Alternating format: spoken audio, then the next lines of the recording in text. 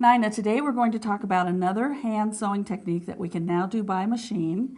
And today's technology is so wonderful that there are a lot of things that we can recreate by machine to look like we did them by hand. Well, I love the look of this. And I love the look of it because it really looks like it was done by hand. This is a wool penny rug stitched by Alex Anderson, and it has the more primitive look because it has the black thread and the heavier blanket stitch. So it gives it a more traditional look. And it really does look like you could have done this by hand. Yes, it's beautiful. Now the other quilt we have has blanket stitch applique with a smaller blanket stitch and using colors that match the applique shapes. So it has less of a primitive look and more of a blended look. Mm-hmm. All right, before we start stitching blanket stitch applique, I want to talk to you a little bit about the foot that we're going to use. This is foot 20C that is made to be used with the machines that have a 9mm stitch width.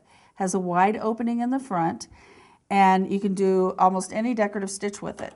Foot 20 that we're going to use today is a similar version, but it is for machines that have a 5.5mm stitch width.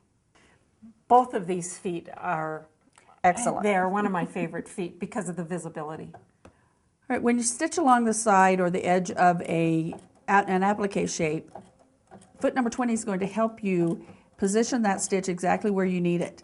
What you need to do is select your blanket stitch, mirror image it if you need to get it facing the right way, and then very importantly put your needle position in the far right position, because what that will do is move that blanket stitch over to the right.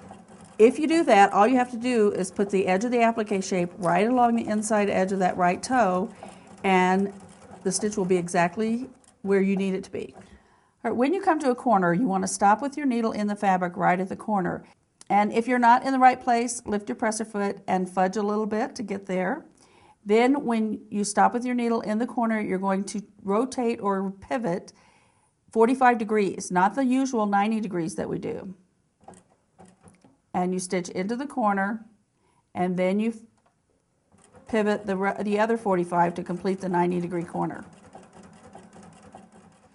And that's how you do blanket stitch applique. It's really very easy. It really is. If you'd like to know more about blanket stitch applique, visit your local Bernina dealer today.